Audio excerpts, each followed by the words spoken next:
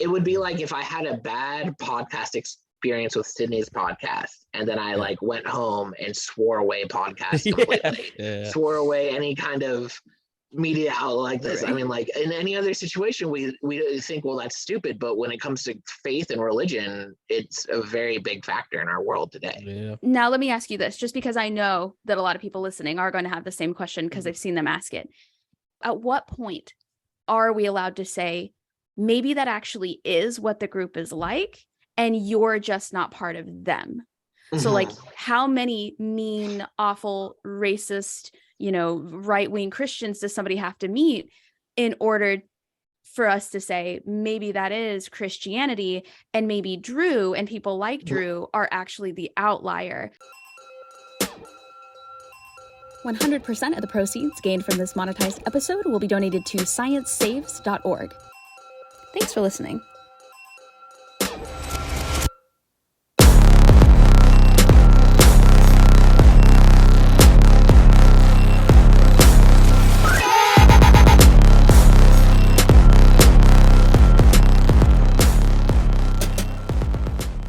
I did a fast food show for a little bit, and I stopped doing it because I went to a couple of shows, and people were like, "It's a fast food guy." I was like, "Ooh, I don't like that. I don't like that." Meanwhile, I would love that title. I'd be totally okay with that. I'm like, yeah, maybe they'll endorse me. Maybe I'll get some free fast food out of it. I'm cool with that. We tried so hard; they were not budging. I think McDonald's sent us back an email. I was like, no. McDonald's is like, we do not endorse this. The thoughts and opinions of the comedians on this show are not the opinions. Yeah. We're doing all right. We don't need your endorsement. Or like your endorsement is so bad it actually harmed their. Yeah, could you stop? Like we lost money this quarter. Can you make a different burger reference?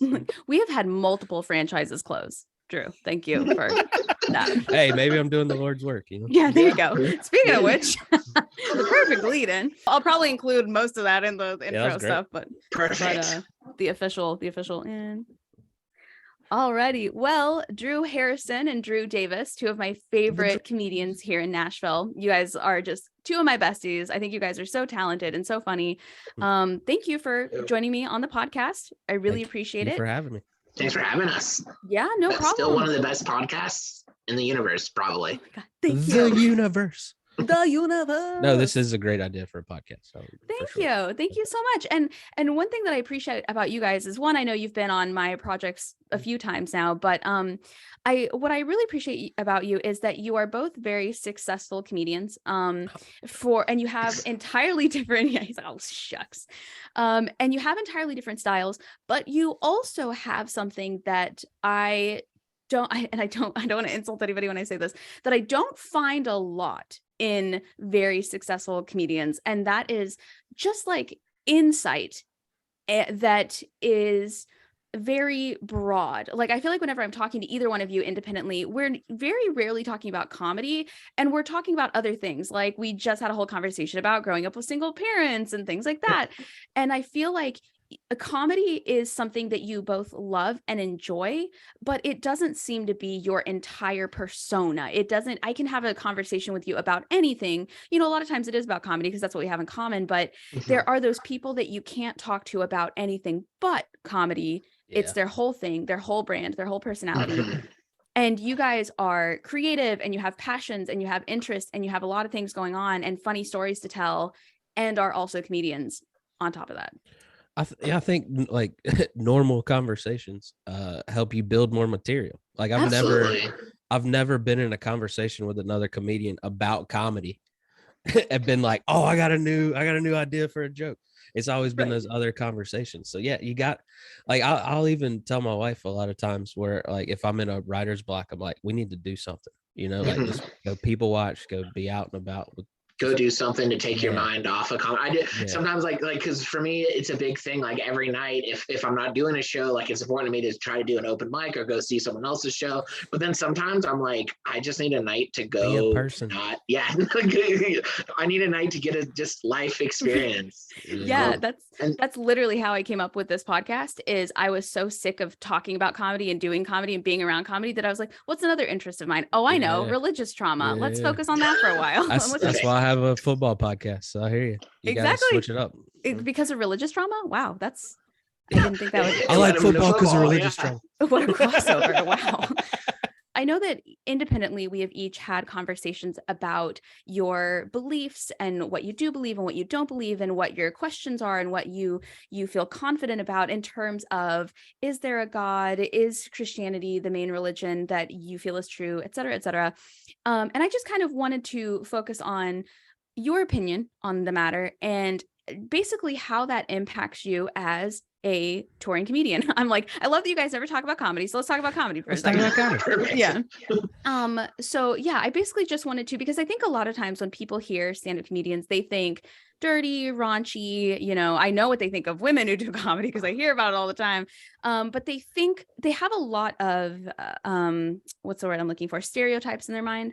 And so I just kind of wanted to take a minute and talk about, like, where do you come from religiously? What was your background and your upbringing like? And how does that impact, if at all, how you choose the material you do or what type of material you do? And just kind of go from there. Good. Yeah. Drew, okay. Yeah. So for introductions, if we could go, I guess we're starting with Drew Davis and then we'll hit Drew Harrison. Just tell us a little bit about who you are and what you do. Okay, cool. My name is Drew Davis. I do stand-up comedy. I identify as a Christian. I grew up non-denominational middle school up until I went to a Christian college. I was a youth pastor for 15 years. I have a seminary education in it. Kind of through my youth ministry vocational journey, though, I've experienced, I got a Presbyterian degree from my seminary. I worked in a Methodist church. My mom who raised me is Catholic. So I kind of have all kinds of different denominational backgrounds, but the one that I kind of was in the most was non-denominational. But all of that just informs my own Christianity. And then kind of as it applies to comedy, it's interesting, you were talking about labels people put on you, and so as soon as people hear that I'm a Christian and a comedian, that comes with a lot of labels too. It does. It does. And for better and for worse, I often shatter those very quickly. Because I do think there is a level of morality that goes into your joke writing. Whenever I do, actually, my kind of personal rule for myself is anything I write, I don't mind trying at least once at an open mic. But if I don't like the way it sounds, if I don't like the way it makes me feel, if I don't like maybe how it makes other people feel, I am quick to take it out or not do it or whatever like that. But I do give myself some freedom, hey, it's an open mic, we're trying things out. I'll give this a go. But I do feel I don't like to write jokes that offend people on purpose, if that makes sense. And do you think that has to do with religion, or do you think that has more to do with just your personality type in general? Or I think chicken and egg?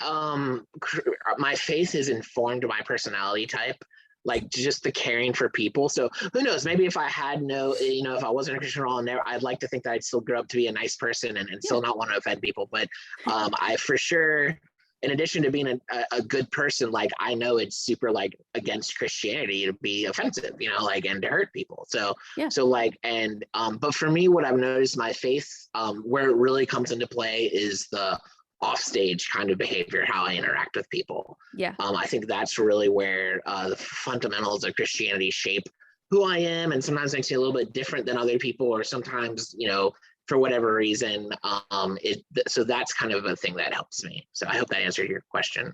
Do you meet a lot of people who think you're going to proselytize to them through your comedy? I don't know if I meet people that think I'm just gonna use my comedy as a witness. Outside of the scene, people, when they hear I'm a Christian and comedian, automatically assume I'm a Christian comedian, and I'm actually churches don't love my material very much. So I've learned I am not I would not make a great Christian comedian. Right. However, it's ironic, those same people when they're outside of church love my material. So there's that thing. Right. So.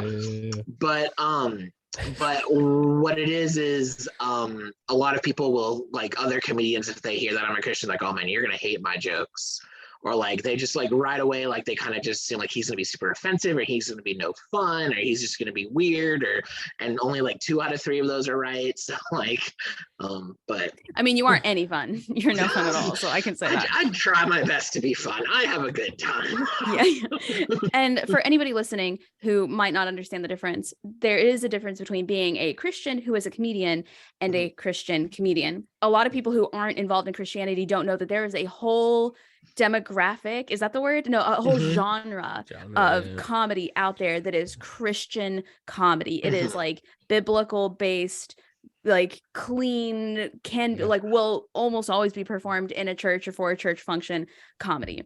Yeah. And even at my most devout, I had no idea that existed. And I think it's important. Like when people ask me, because a lot of people, especially when they heard that I used to be a youth pastor, and I'm still very into church, they're like, well, why aren't you a Christian comedian? And one of the things I often tell them is Christian comedians are for Christians in the church. And that's great if that's what you really, that's our audience you want to go for, and that's what you're targeting. But that's really not my specific genre of a space I want to perform in, target audience group.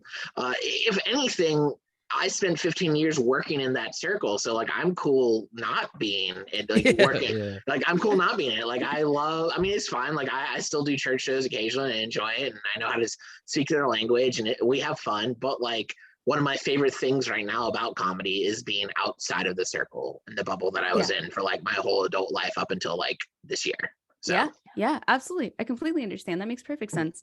Thanks for that kind of what's the word I'm looking at? I can't think of words today. That little summary there. I know that I said an intro, so that was a good summary, but and I'm definitely going to ask you more about that. So keep that okay. And then Drew Harrison, tell us a little bit about yourself, your background, what you do. Yeah, I'm Drew Harrison. I'm now can say full-time comedy. I'm a visual art, like a digital artist on the side. I also do, some illustrations, some graphics, some video editing, all that good stuff. All the stuff you got to be able to do as a comedian now these days too. It all applies. Yeah. I would say I consider myself a believer. I still think I still talk to God. Me and him had a nice conversation on my 9-hour trip home today. So yeah, I still think I'm a believer, but I am 197% completely done with organized religion. I unfortunately think it's killing this country right now. Absolutely. I think people are using it as a weapon, and it's just it tears my heart out to see that, because that's not what. If it is true and their teachings are true, that's not what that was meant to do. And it's a shame that that's what it's being used as. So I grew up in the church. I grew up Southern Baptist. Sydney, we've talked about this. I was my first performing days were on a traveling sketch team for my youth group.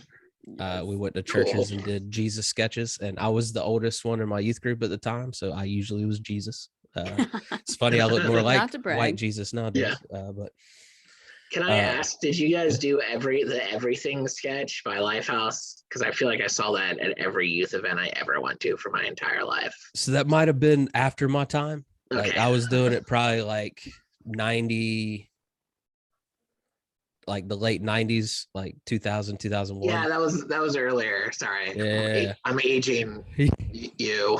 Yeah, it's all good. Jesus doesn't age, bro. It's cool. But no, I did.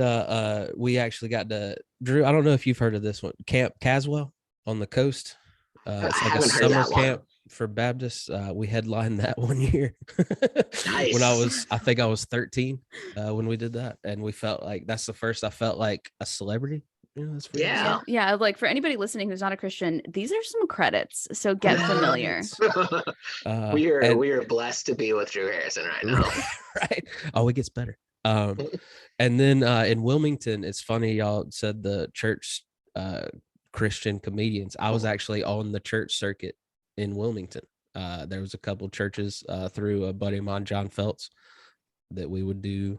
I would be his opener, and I'd do 10 minutes because that's all I could do that was church clean. And he would do his hour, and he is a Christian comedian. Like he goes to churches. He does do comedy clubs, and he changes his material up for it, but he is a Christian comedian. And Drew, he's running into the same problem where churches are like, that's too spicy for us. Like, what are you talking about? That's like mayonnaise level spicy. We need to bring it down. Right. But there's actually, if you're curious of my my church touring days, I have a full set on my YouTube page that it just says completely clean set, and that was performed at a huge church in Wilmington. So yeah, I did the church circuit. Probably 2017. 18. Oh, okay. So that was fairly recent. Yeah. So yeah, I was done with church, but I was okay with them, paying me to tell jokes. So I went. Same. Oh my gosh. Yeah. Yeah. I was like, I'm giving y'all enough money over many here. comedians say that. Like, yeah, like I was a straight up atheist last time I performed in a church, and hey, you know what though? God was good that day. The preacher was too. He doubled our money. So what was it about? You mentioned sometimes you talk to God. Yeah. And when you do you get a verbal response, more of like a feeling or like a spiritual response? Do you get like a physical actions in your life that you're talking to him about change in a way that feels like a response? What is it that brings comfort to you when you do that? No, I mean, that's a good question. I think it's just and I've seen a few comics touch on this, and my favorite's Kyle Kinane. Like it's just if he's not there, what do you win?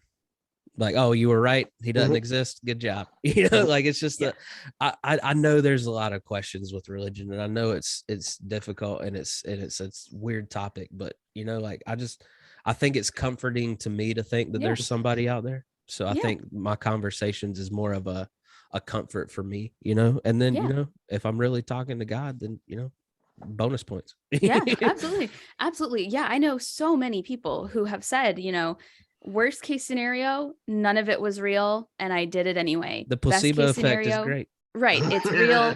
Yeah. The placebo effect works. Yeah, absolutely.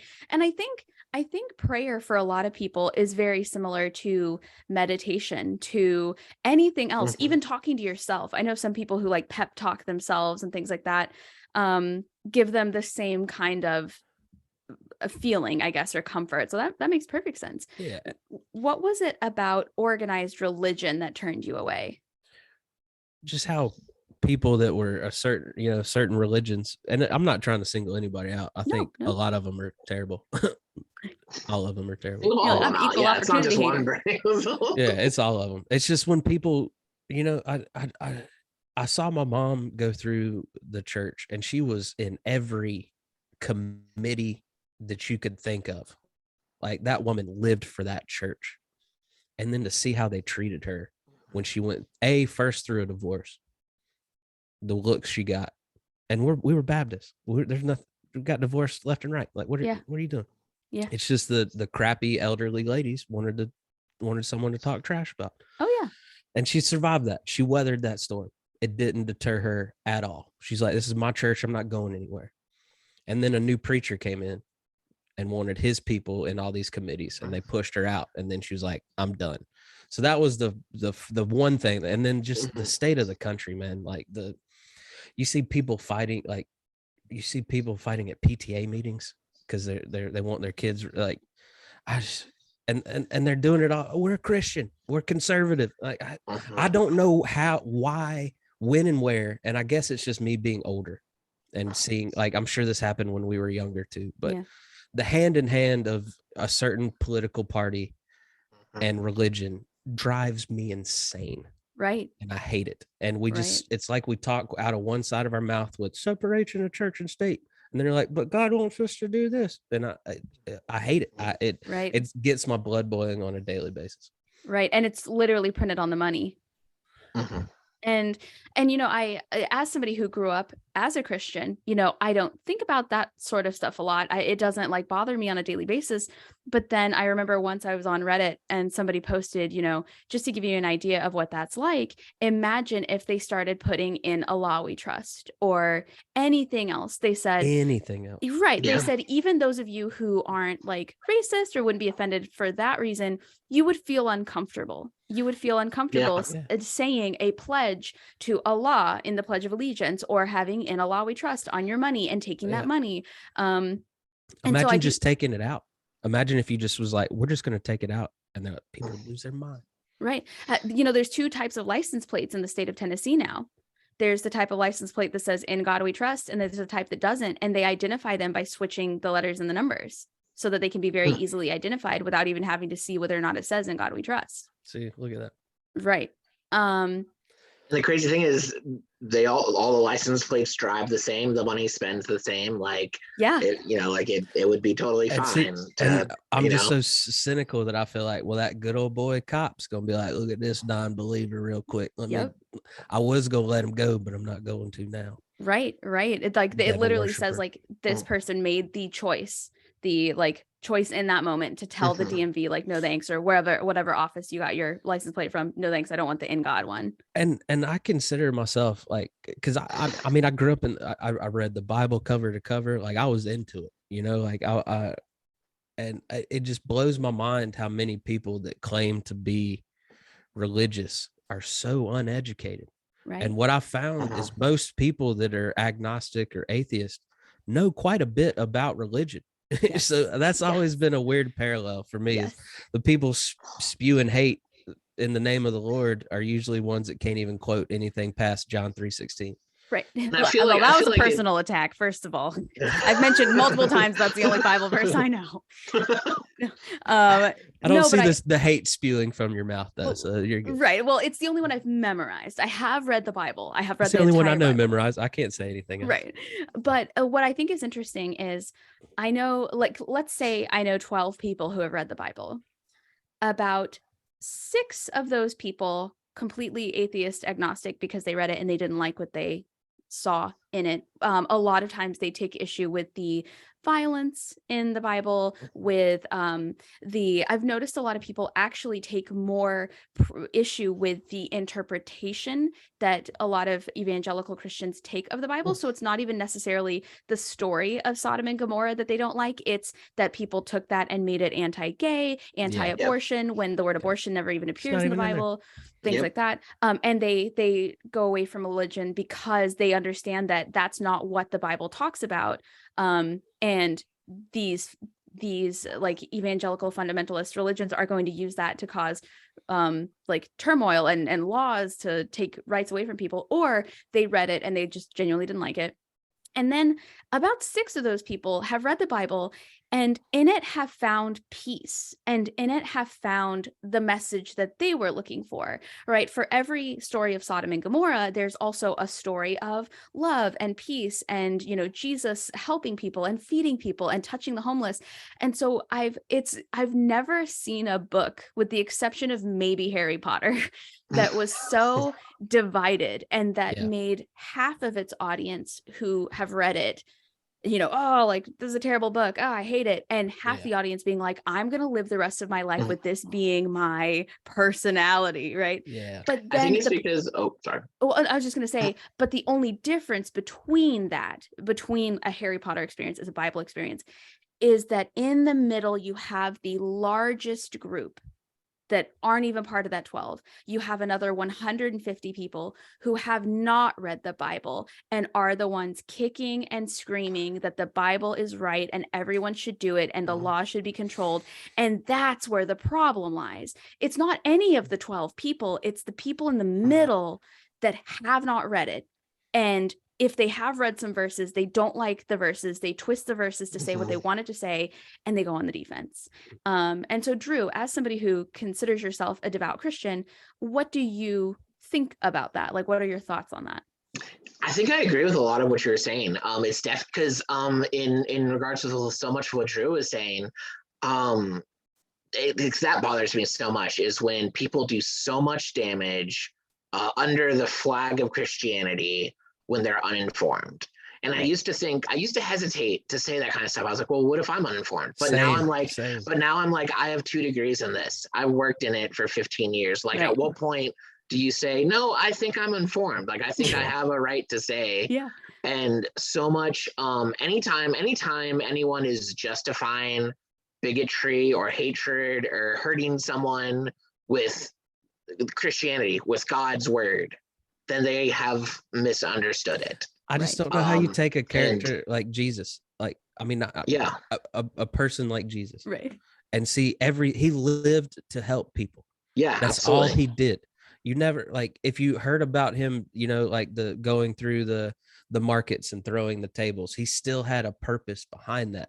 he just never took a day off, and he's like, I'm gonna have a Jesus day, I'm gonna go get drunk and cause some havoc. He did everything to help people, and I don't know how you go from that to being like, let's keep rights away from people. Right. Because it's a lot of human frailty, a lot of human errors, a lot of motives that aren't godly, a lot of uneducation. That's what you guys mentioned before. And it breaks my heart because it stinks as someone who's so passionate about what the church should be and could be, and in many ways still is. I mean, like we definitely, when we look at the people we see on the news, or when we see the churches in our in Nashville, in our community, wherever, the loud, obnoxious, terrible ones, which I hope are the minority, are the ones that the squeaky oil gets all the grease, are the ones that people see. I mean, like, whenever people are like, oh, all these Christians who believe all this crap and they say all the terrible things that they think Christians believe, I'm always like, yeah, but I'm not one of those people. Right. Like, and I can find phone numbers in my phone of so many other people who are not like that either. But because of just misteaching and and it kills me, because so many people leave the church and leave Christianity for valid reasons that aren't part of the church, Christianity, or God. They are part of people being jerks. The people that they met versus the church itself. And like, so I'm always very sympathetic. I'm something. I always feel for those people. I always care for them, and I'm always understanding to them. And I completely understand where they're coming from. And in many situations, I think, like, man, if I was in your shoes, I'd probably feel the same way, or do the same thing. But like, there's always a part of my brain that, like, even Drew, when you're talking about your mom's story, I'm like, that sucks, but that wasn't Christianity that was kicking her away. That wasn't God. It was those people and their misrepresentation. And I always struggle with that because I in my own job, in my career, I met so many people that were turned away from God because of people. And that's why I'm still trying to have that relationship. You know what I mean? Like, I still want to be a believer. It would be like if I had a bad podcast experience with Sydney's podcast, and then I like went home and swore away podcasts completely, swore away any kind of media outlet like this. I mean, like, in any other situation, we think, well, that's stupid, but when it comes to faith and religion, it's a very big factor in our world today. Now, let me ask you this, just because I know that a lot of people listening are going to have the same question because I've seen them ask it. At what point, how many interactions with people that are negative, that are part of a group, and this goes for atheism, agnosticism, Christianity, but I'm just saying Christianity because you particularly are a Christian. At what point are we allowed to say, maybe that actually is what the group is like, and you're just not part of them? So like, how many mean, awful, racist, right-wing Christians does somebody have to meet in order for us to say, maybe that is Christianity, and maybe Drew and people like Drew are actually the outlier and they're something else. But at the moment, we call it Christianity because, like Democrats and Republicans, there's these centrists that maybe we just don't have a name for them yet. So I feel like, on average, based off of all the experience I've had with people having the experience, I feel like I could honestly say 3 seems to be the point. The first one's like, oh, maybe it was a bad experience. The second one's like, oh, I really care about this and I want to keep trying. And then it's usually the third one where they're yeah, I'm out. Like, it's really like, that seems to be the trend that people have. So like, I feel like objectively 3 would be the number I give out. But I don't know, because like, at some point you have to like ask you. I think it's always important for us to identify what's bothering us, and then also, why is this important to me? So if the church is important to you because of your belief in God and your opinions on Jesus and all the things like that, I feel like that makes you keep going. Right. And then, but oftentimes a lot of people, and Drew, I don't know your mom, so I'm not saying this would be your mom by any means. But a lot of people when they say they leave God and their faith and their religion, what they really mean is I leave my group that I felt like was my social group. I leave my volunteer, my activities. I leave my community. When it came down to it, because if you really ask the hard questions, which no one ever would, like, it'd be super intrusive to ask them in person, but if you it really dug deep in a lot of people's religion and their relationships with God and with their own faith, it's about as shallow as the people that are spreading terrible information right now. Yeah. A lot of times what we think we're getting out of church and religion and stuff like that, it's not actually because of God or anything faith-based. They're getting that judging people itch scratched. But I will give credit to my mom. Shout out Melanie Harrison. Through all the crap the church has thrown at her, as devout a Christian as she can be. And I love her to death for that devotion to that. She never let any people or group, she's definitely seen, like, left churches. And I think sometimes it doesn't. Some people think you can't be a Christian and not go to church. Some people think you can't be a Christian if you don't go to church, and I don't see it to be true. I think one can enhance the other, but it's not 100% necessary. Right. And I think sometimes, honestly, in our seasons of life, sometimes we need to take breaks from stuff like that. Like if someone's leaving a church because of church trauma, but they haven't, left their religion, it's probably the best thing for them to take some time away until they find a group. But I also think it's important to know, anyone listening to this podcast here is in a place where they're like, they're not done with their faith, but they also don't really feel comfortable with where they're going. Like there are other places out there all the time. And there are many churches that are doing it poorly. I can't deny that. When that church I've worked at a few of them myself. Good. I could point you to some places that are doing it poorly. Yeah. But there are so many out there that aren't in the news because they're just doing it right, and that doesn't make for very good ratings in news. Right. It doesn't make inflammatory news. And I think that's what kept me in the church as a teenager is I had a great pastor. Like you could talk to that man about anything. You could ask him the hard questions.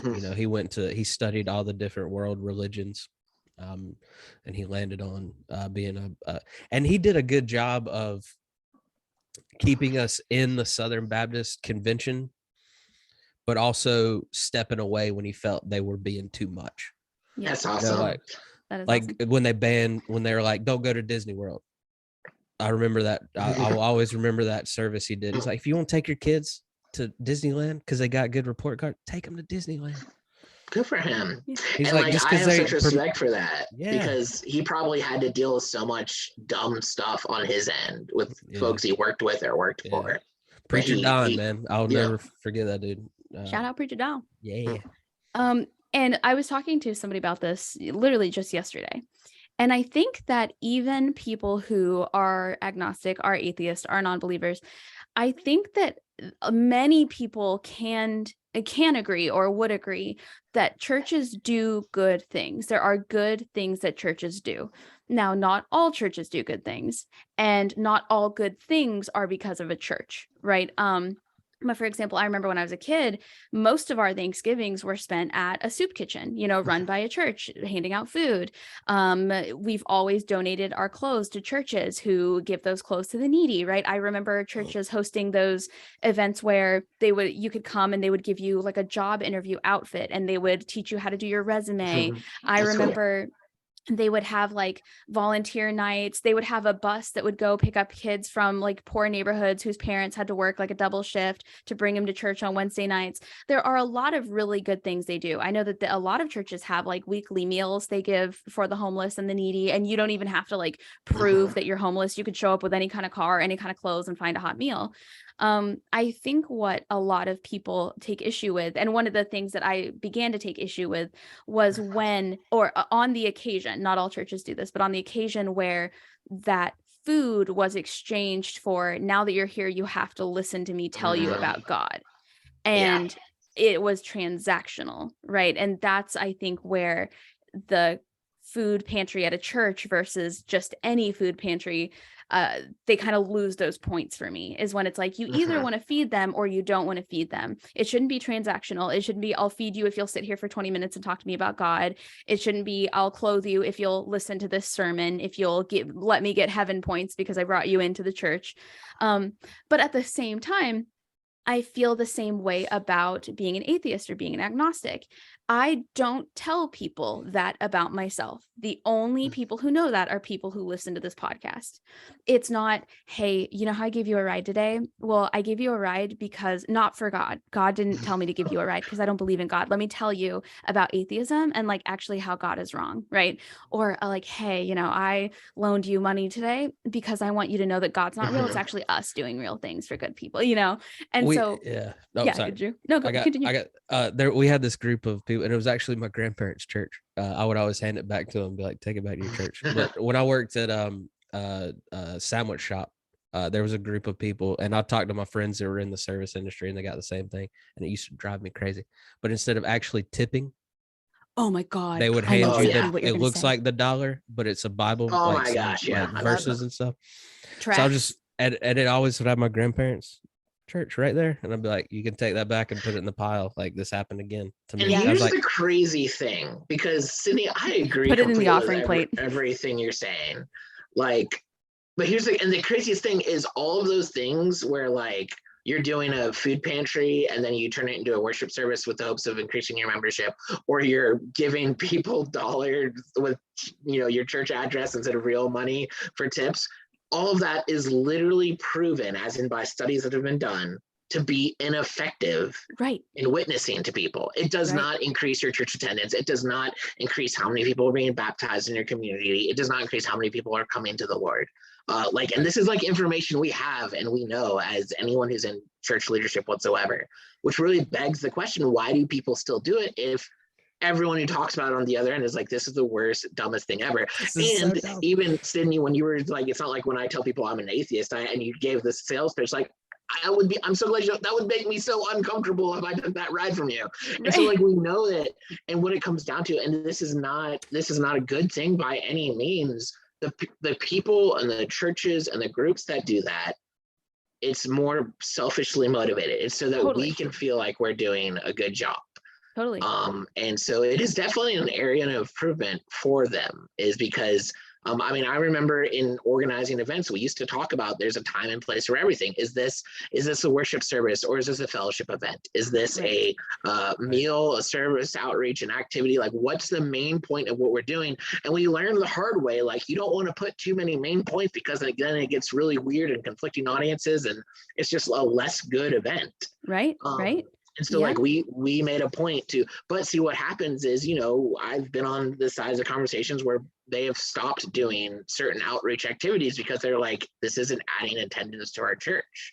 People aren't going from one need to the other, you know, and a lot of churches will say like, well, you know, are we the group that's here to meet their physical need, or are we here, is our group supposed to meet their spiritual need? And they'll say like, we're putting all this money in this thing that's not getting people into the church for spiritual reasons. So should we keep doing that?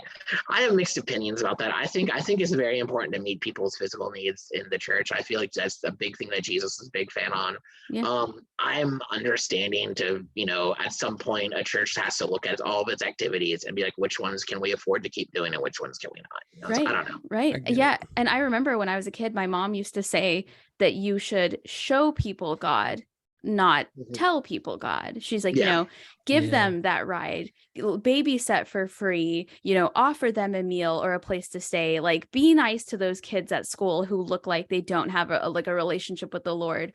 Which now I know are just secular kids, but at the time I thought they like went home and like worship the devil. Same. Right? Like, you know, she would say like, sit with the kid who's sitting by themselves. And then later they can find out that, what are you doing tonight? It's Wednesday night. Oh, I'm going to church. Do you want to come?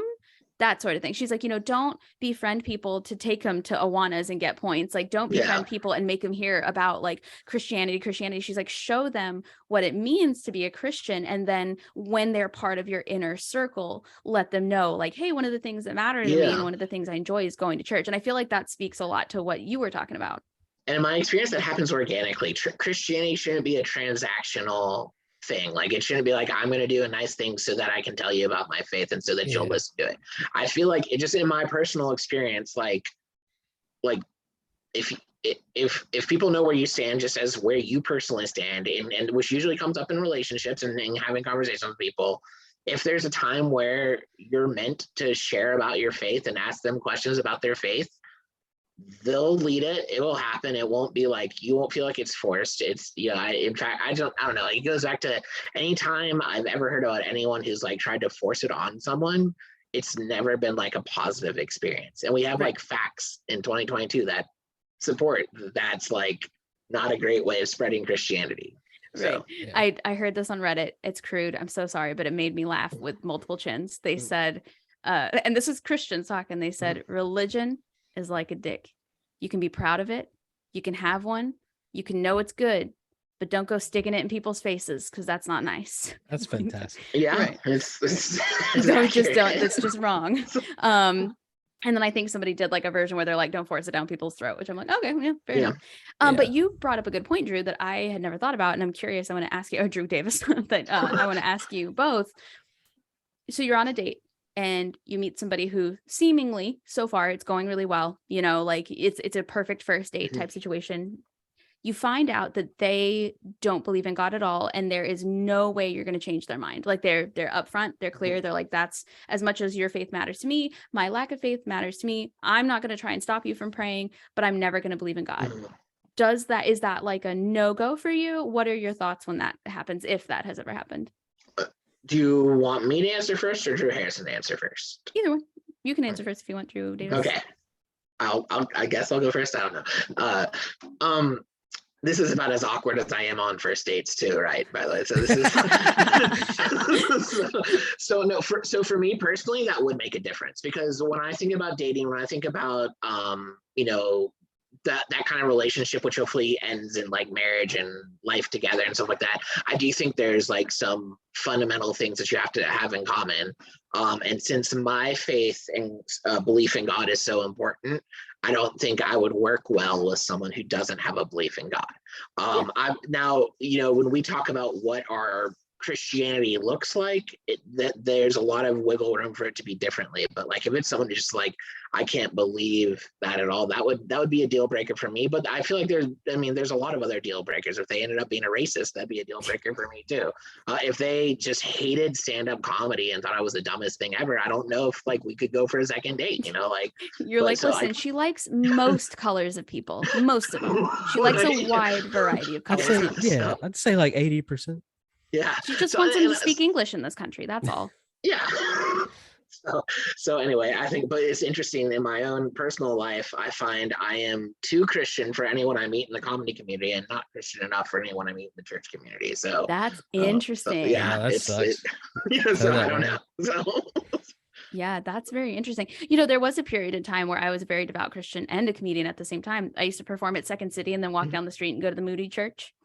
And people would be like, oh, you want to hang out after the show? And other people would be like, no, she's got to go to church. And like, some of them were actually really nice about it, but other people like roasted me about it, which is ironic now that I have a whole podcast about how I don't do that anymore. But so I know the feeling is what I'm saying. Yeah. I know the feeling when you're like the Alice in Wonderland type little girl figure at the comedy show. And then you go to church and people are like, oh, that heathen just came from a comedy club. Like, ew, right. Wash your hands. You heathens. The weirdest thing is similar to things you guys have talked about, like I recently learned when I moved back to Nashville that like people from my old church would come up to my mom and like tell them about how they disapproved of like my comedy and what I was doing. And so like just randomly talk to my mom, like, what do you do in that situation? Like, well, okay. Luckily you're like, I would just tell them like, well, luckily we're not trying to get married. So you're good. Yeah. You're fine. and in their minds, they're just doing this so that essentially so that my mom could know what a good Christian they are and how like by leveling down I'm looking better. Right. If I'm not above somebody, that's a problem. I got to be above somebody. Yeah. And my mom couldn't care less about that. If anything, she walked away and was like, well, that's one less friend I have. So did not help in their evangelism. So Interesting. And then Drew Harrison, what about you?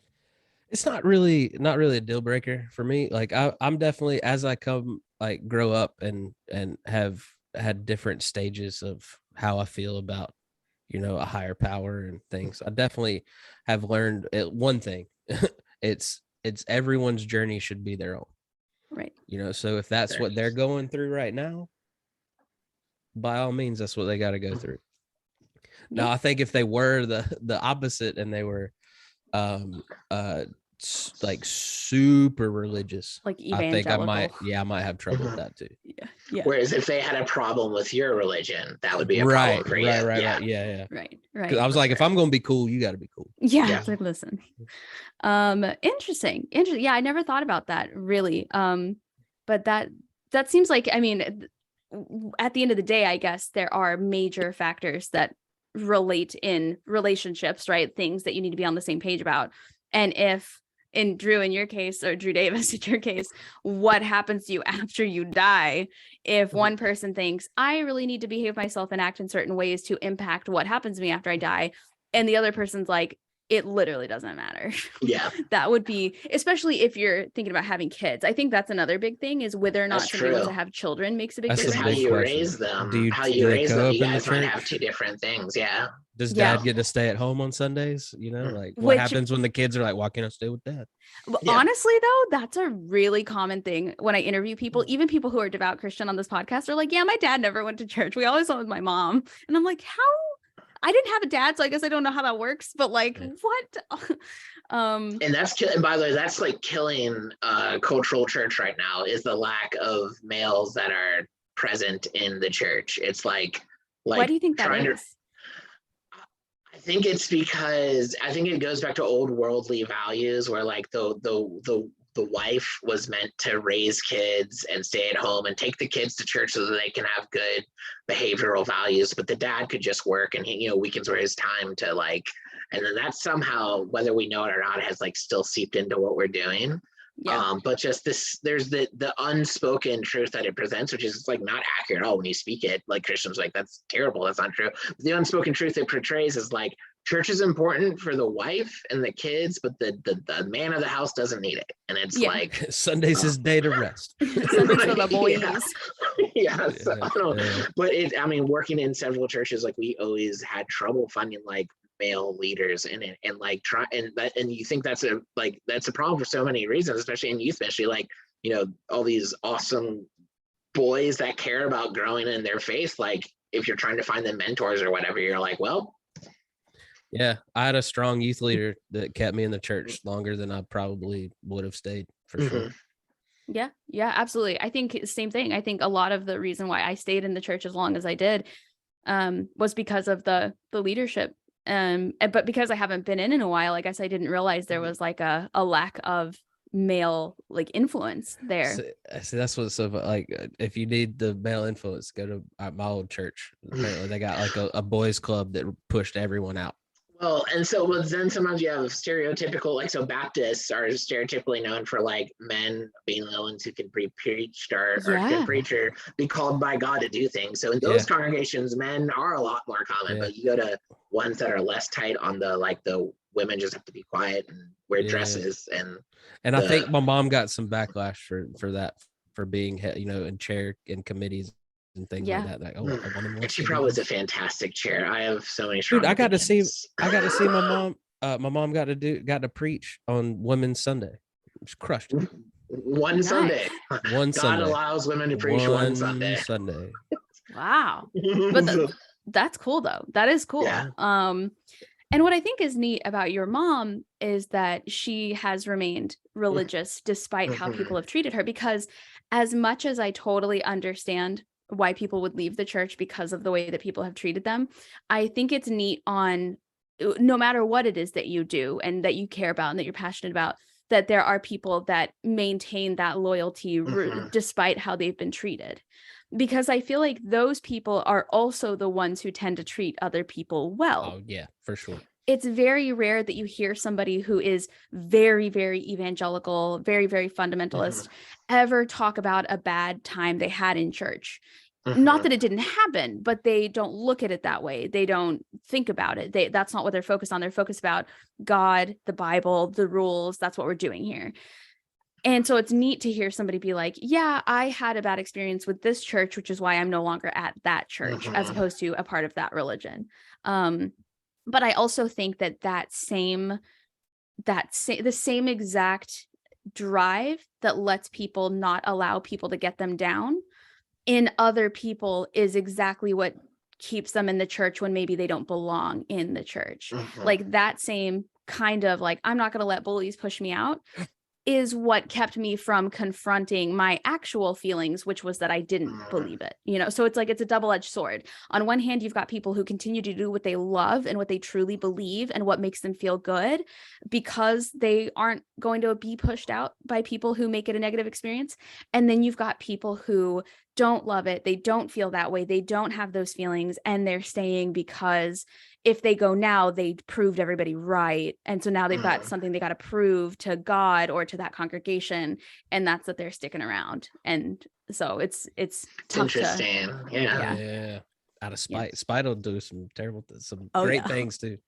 Oh yeah. I'm just gonna keep coming and sitting in this front pew because I know y'all hate smiling away. Yep. Oh yeah, I always would do that too. Like when I got my ears pierced at 16, and I started getting tattoos and everything. Like I always made a point to show them off at the churches, just because I knew they'd be uptight about it. Oh yeah. I wore pants every Sunday. Yeah. Every Sunday. How dare you? Cargo pants. Forget about it.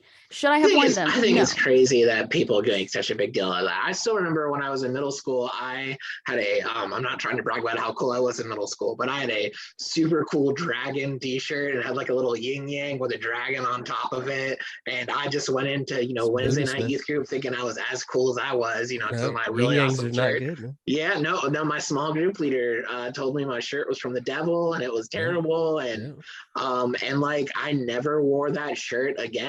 That's wild. I had a yin yang necklace that they said something to me about one time. I was like, it's balance of good and evil. Isn't this where this should be? Like, what are you talking about? And now as someone who took classes on how to minister to teenagers, like the coolest thing that person could have done to me as a teenager coming to youth group is just be like, hey, cool shirt.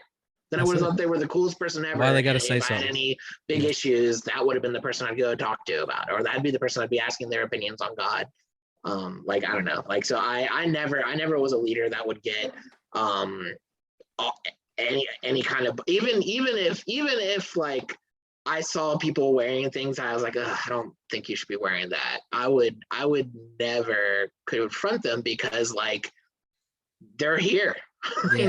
No one's ever been like, oh, I didn't, I'm so sorry. It always becomes a thing. So I would have just been like, the voice in my dreams told me to wear this shirt today. I thought it was God speaking to me, because they can't tell you it's not. They can't tell you. They can't go back on that. And they'd be like, it was Satan.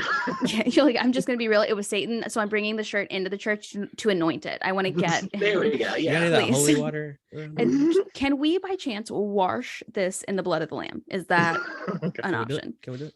You wash it, and there's no longer. There's like a lamb on it on the front. There's no longer a dragon. That'd be a Holy Spirit moment. That would change a lot of people's faith. I'm shocked actually that doesn't exist yet. I like some magic shop for like church magic, which I learned about, which is like a whole thing. It's just like taking a shirt that has like a demonic picture and like rinsing it in like holy water and pulling it out, and it's I don't know. I'm sure it's on YouTube. I'm sure you can find it. I'm sure. Yeah, probably so.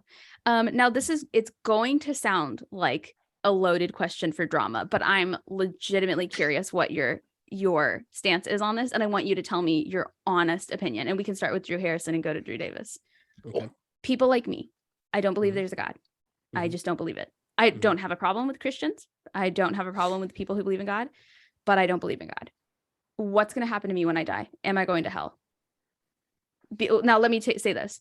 Pretend I was not saved when I was 9. I was saved. I don't know if that changes your opinion.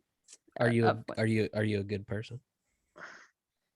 Like, I'm really banking on how good of a person we are.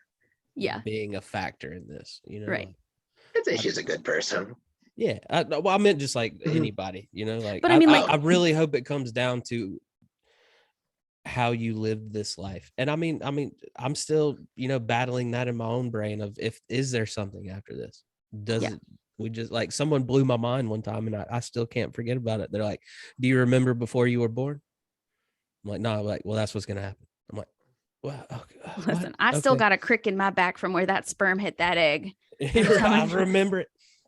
But no, I really, really hope, like I'm dream scenario here, like fantasy afterlife. We get to heaven and all these uptight Christians are waiting in line to get in. And we're all hanging out in line because a big thing they teach you is you have to answer for all your sins one day. And so they got that big book telling people if they're going in or not. And all these uptight Christians are like, my name should be in there. And the angel just slams the book. And you're like, nah, you were a shitty person. And like hits a button and they drop and I'm in the back like, oh, you tipped with fake dollar bills. Yeah. Go south. So I mean, that's my dream scenario, but I really hope that if there is an afterlife, it's really based on did you treat others? I mean, they told us the golden rule. It's got to be the golden rule for if that is that the ticket. Or did we treat people like we wanted to be treated? Yeah. So you're not like 100% sure that the way the Bible says you get into heaven is how you get into heaven, or that's how it's going to be? I mean, it's a Bible. It's been interpreted a million times. Who really said that? Yeah, that's true. That's true. I heard somebody say once, they were like, it doesn't say anything about glasses. There's not even a rule about glasses. They didn't even know glasses were going to be a thing. Like, how can they know? And so I thought that was a good point. They're like, they'd probably have rules on it. If they'd known glasses were coming, they'd probably have rules. And we're breaking them all. Can we're you going imagine to hell. If guns were in the Bible? Right. Just these guns. Okay.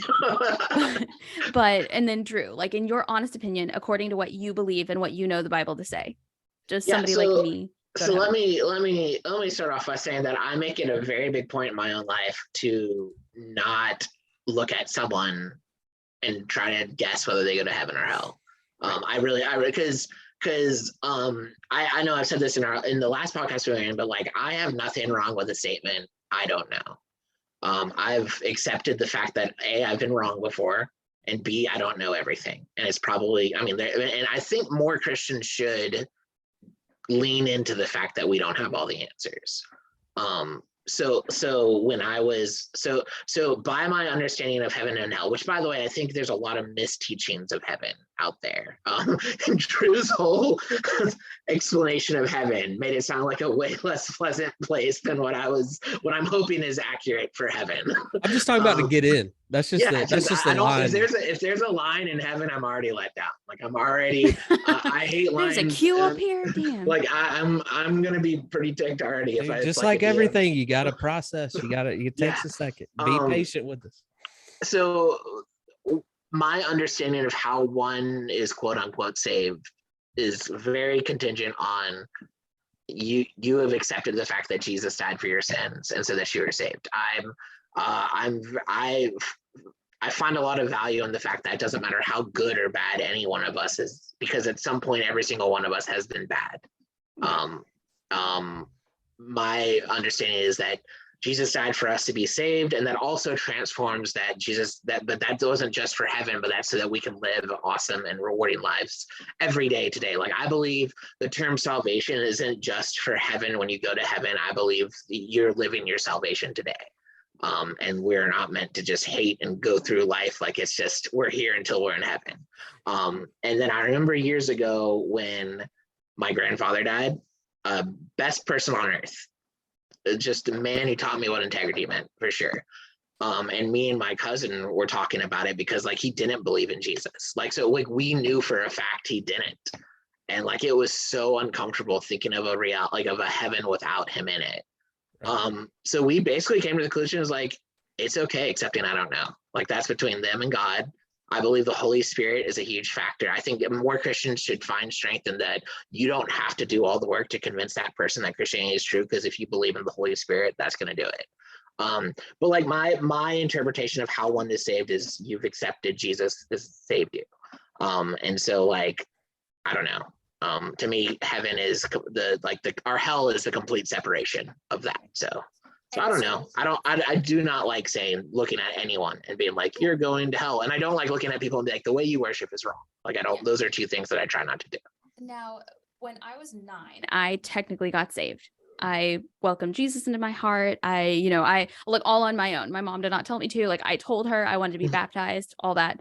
And I know that at least how I grew up in the doctrine, in the Baptist version that I grew up in, once you're saved for life. Like even though you still should ask forgiveness for your sins and, be a good person and things like that, you cannot be revoked saved.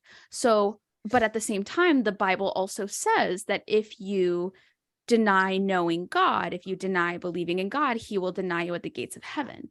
So what about somebody like me who did get saved and it was genuine and I believed every minute of it and I lived that life for probably another decade and a half after that? And now I say openly on a monetized platform that I don't believe in God.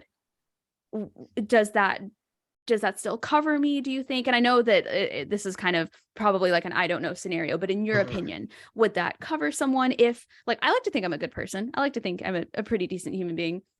Are there stipulations in mind? Like if when I rejected God, I also became a bad person, does that make a difference in whether or not what are your thoughts on that?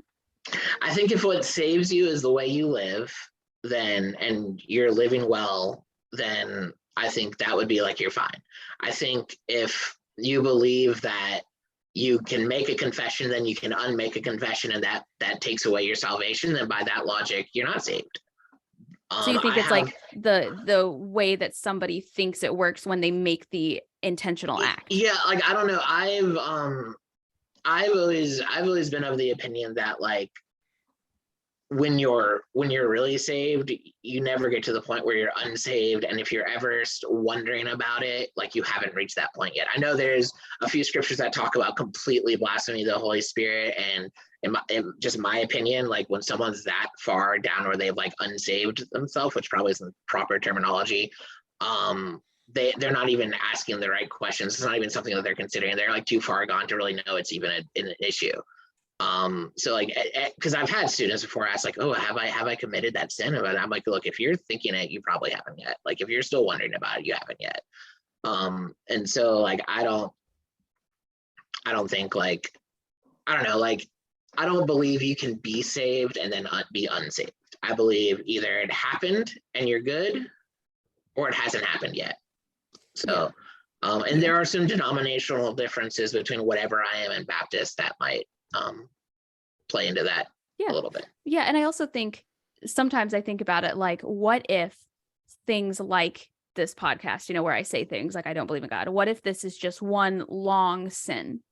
And at the end of my life, on my deathbed, I think to myself, I was wrong about all that. I believe in God now. Perhaps that will be forgiven the same way that another sin would be forgiven. There's like a million ways to think about it.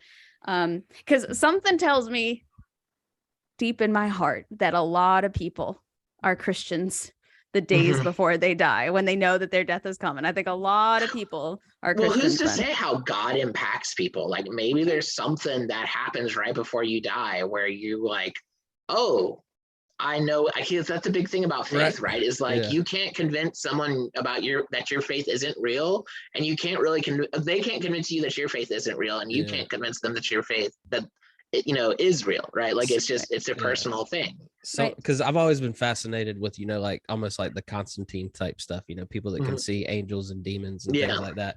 And one of the weird little things that I believe is the closer you get to death, I feel like you do start seeing, because I remember my grandfather had Alzheimer's for 3 years before he died, and randomly he'd just be looking out the window and be like, what's that lady in the white dress doing, just hanging out? And you look, there's nobody out there. No lady in the white, So I'm just wondering if, like, last minute Hail Mary, if you aren't a believer, God comes down and is like, you sure? Yeah. God's like, listen, people are he's like, you're right. I'm sorry. He's like, listen, I big fan of your podcast. Big fan. But I have a couple grievances. Brought up some He's like, listen, the music, dope, editing got better, lighting, you really nailed it. Knocked it out of the park. However, that episode with the two Drews. Phenomenal. Yeah, perfect. That is literally why you're in heaven right now, is because of that episode with the two Drews. You saved yourself. Lucky. I'm here to tell you how lucky. This is how close you got. A literal diagram. Like, listen, big fan. Wish you would put it on Google Podcasts, but that's neither here nor there. I like to think that, I like to humanize God more than some people do. You know, like I don't feel like we'd have this sense of humor about us if you couldn't have a conversation like that with God. Like I imagine if there is a heaven and a hell and we do get that judgment and he's like on the fence, I like to think I'd be like, come on. Yeah, we make him laugh when we get in. Yeah. And then we all three high five. We're like, oh Yeah. shit. Like, how'd you get here? Like the joke. And look, no line. Yeah. And then I say, oh shit, and I get kicked out. He's like, but you gotta go. Yeah. No, I think I really do think like all of our experiences are like we're all everything we go through is like part of our journey. And so like if one day you decide like, no, I believe God is real, all of your experiences through even the conversations you had on this podcast with your various guests, like that will all factor into why you feel that way. Like I just don't think I don't know, like people that hold all the guilt of any kind of thing and they're not really experiencing like a big part of Christianity, which is freedom. Right. So right. Very neat. Well, gentlemen, I really appreciate your time tonight. I really appreciate talking to you. Starting with Drew Harrison, if my audience just loved having you, they loved your personality, they wanted to find out more about your album and your work and your comedy stuff, where could they find you? DrewHarrisonComedy.com. Try to put everything I do up there, links to everything. I just put a special out on YouTube. I would love if you went and checked it out, based on a Drew story. Yeah. It's 98% clean. Yeah, it's good. I liked it. I say 2 cuss words. Well, thank you. So yeah, just Drew Harrison Comedy links. My favorite's Instagram. So if you want to catch me, send me a message on Instagram. And can I link your special and your Instagram and stuff in the show notes? By all means, please do. Perfect. I'll do that. And then Drew Davis, where can we find you if we want to see your stuff? So I also have DrewDavisComedy.com is my website. And then I am also on Instagram at Drew Davis Comedy. I have an album out on Spotify and you can see it on YouTube and all the other things. It's called Revolutionizing Failure. It came out in 2019, right before the world. Right back at you. Great, great title. So. Yes, such a good title. And then I also have an album coming out sometime in the future.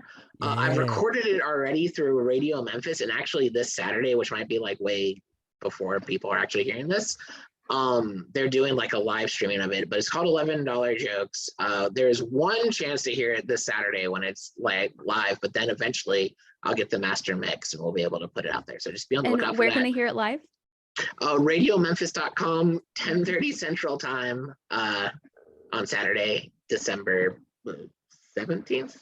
Yeah, this should be live. I'm going to do my best to get it out tonight, so it should at least be up. Yeah, that'd be awesome. Sweet. But so check that out. I'm excited about it. My second album is so much better, I think, than my first album. Like it's definitely like 35-year-old versus like 20s. So yeah, that's the pain, is that when somebody's like, "Oh, I watched your stuff," you always go, "Which one?"